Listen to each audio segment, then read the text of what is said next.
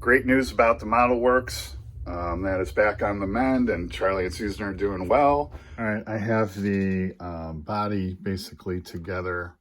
I put these buckets, whatever they're called on here, that hold the seats, glued along the back, let that kind of dry, left these sides loose, and then fitted this in here, held that to there, and then touched the glue on each side there. Basically, same thing here, and now I'm holding it to that seat with a rubber band until that dries there. I've got the body done. I put the doors on. Yeah, all this went together pretty nice.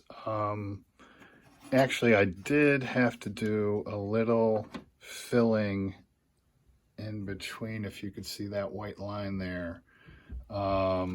Just because I had to kind of play with this to get everything to line up, and then that left a gap at the bottom. So, and then now these have finally dried, and I can put those on the frame. All right, just continue to work along, getting all of this frame done, everything that goes on the frame.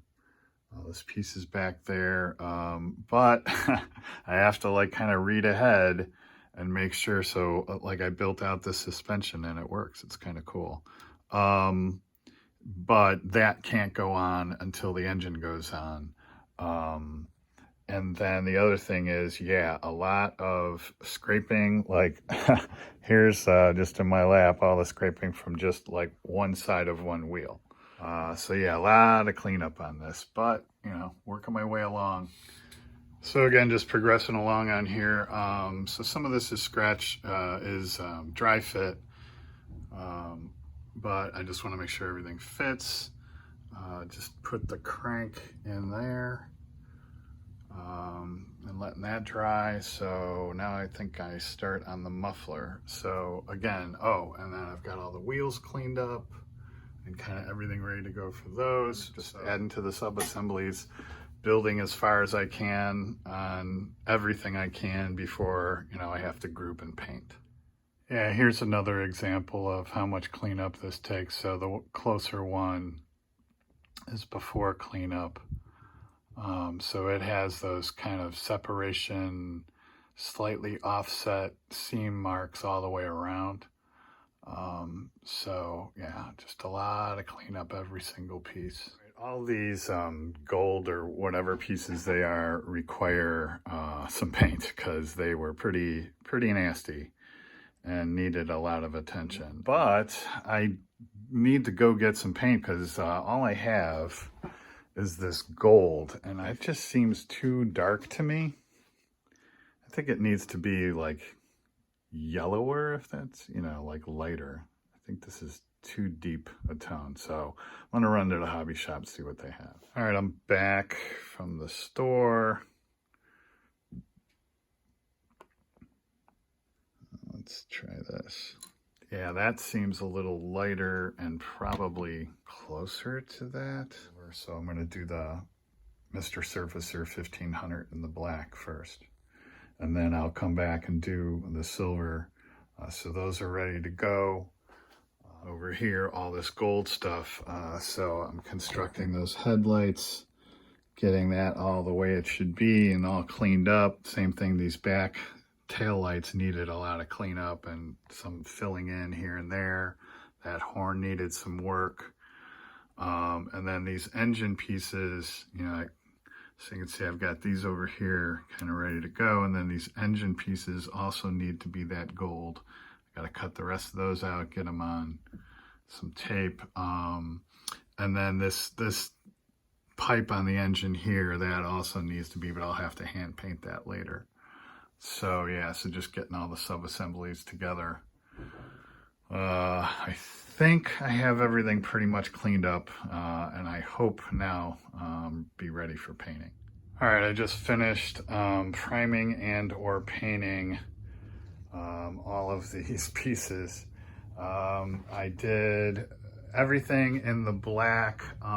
These boxes and the stuff that would end up being wood, I first did in the red, and then went back, and the stuff that I want to be wood, then I hit it with the wood. And like on this, which is that wood floor, after I hit it with the red from like straight on, then I tried to shoot it from the side, so to speak, to try to get that to stay in there. We'll see how that comes out. I really like the Vallejo, so I had gone out and bought like a set with standard color, so to speak.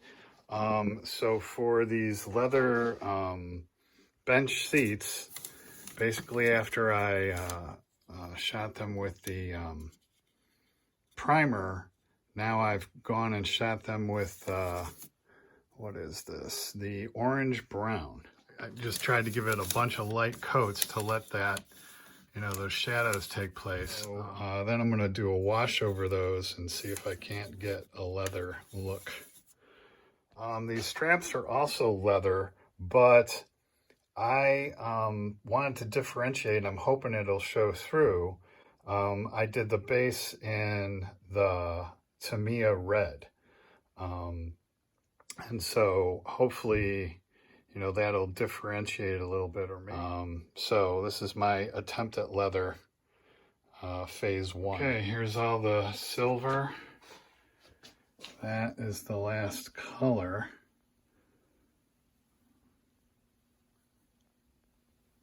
And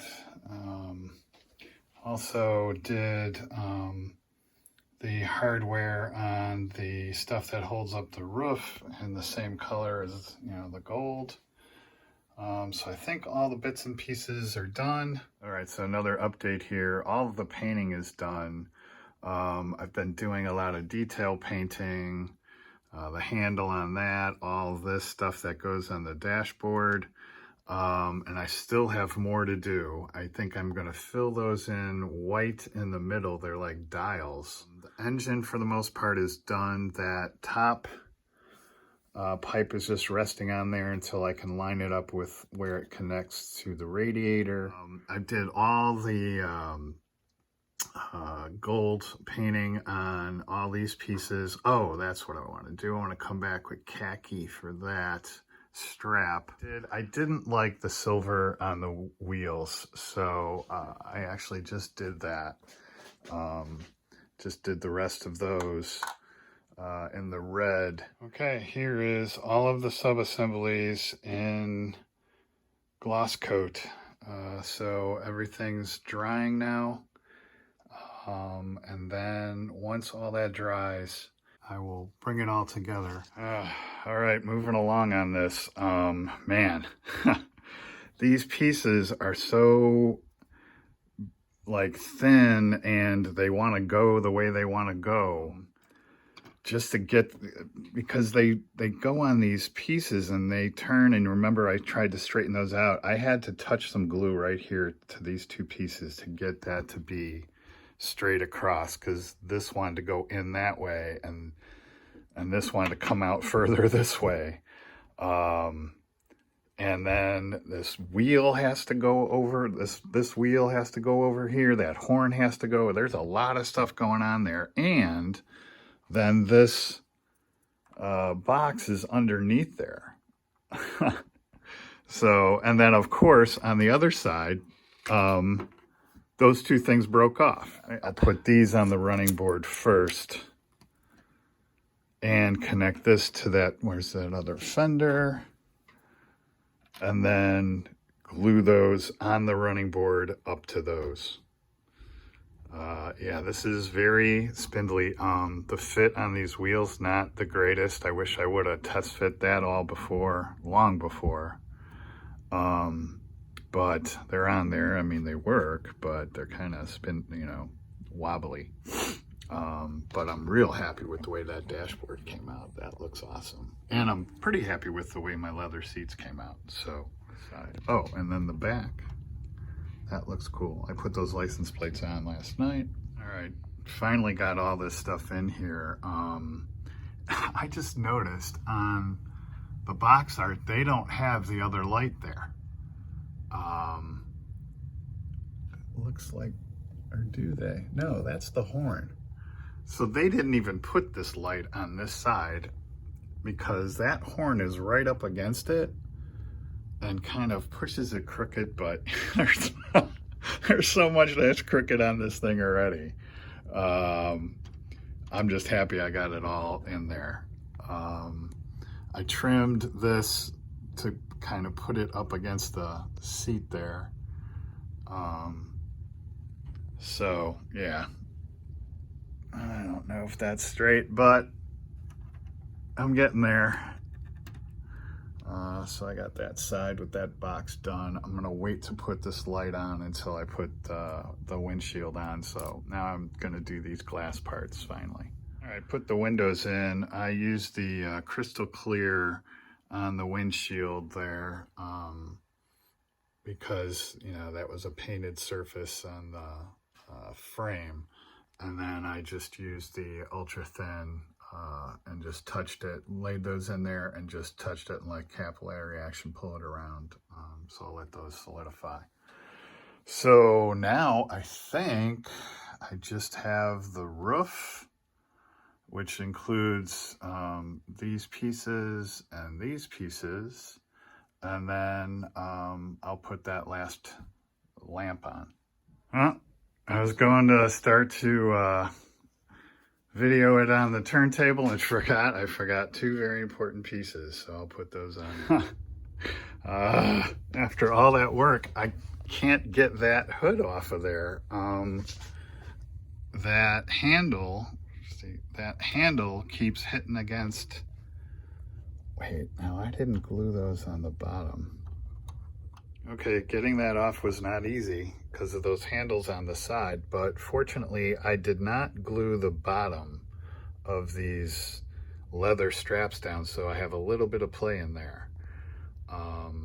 So anyway. The Silver Ghost was introduced by Rolls-Royce in 1906. It earned its name from the fact that the first model was painted silver and that its engine was ghost-like in respect to its silence. Its six-cylinder engine was reputed to have the power of steam and the purr of an electric motor. For several decades, the noisiest object on the Rolls-Royce was reputed to be its clock. The Silver Ghost was in production until 1926. Body styles varied considerably, many being custom built. The original passed a closely supervised 15,000-mile non-stop endurance test and was still in good running order after 500,000 miles. Royce was the engineer who started his company to make small electrical products, and in 1904 built a two-cylinder engine for the wealthy Charles Stewart Rolls. A partnership was formed in the same year. The Rolls name preceded Royce because he was better known to the automotive world. Rolls, a keen aeronaut and balloon racer, lost interest in land-bound vehicles and resigned in 1910, and later that year lost his life while taking part in a contest for landing planes in restricted space. Although his contributions to the automotive field were substantial, his tragic death did not materially affect the business or quality of the Rolls-Royce. 1 year later, however, overwork caused the collapse of Henry Royce, and his participation in the active affairs of the business were limited from this point on. As is well known today, the Rolls-Royce and Bentley automobiles are still produced to the high standards of the original cars and are considered by many to be among the best automobiles ever produced. All right, there she is on the shelf, my latest addition to the car collection. So that's it, the 1906 Rolls-Royce Silver Ghost, and a fitting tribute to Charlie Mack and the Model Works. I know he likes to build these types of cars, so there you go. Tribute to the Model Works and my last build of 2023. So thanks, Charlie, for everything you've done for the community. Really appreciate it. Hope you enjoyed this build as much as I did. I've seen a bunch of them out there. I think I'm going to do a year-end review as well, so stay tuned for that. And as always, thanks for watching, happy modeling, and Happy New Year.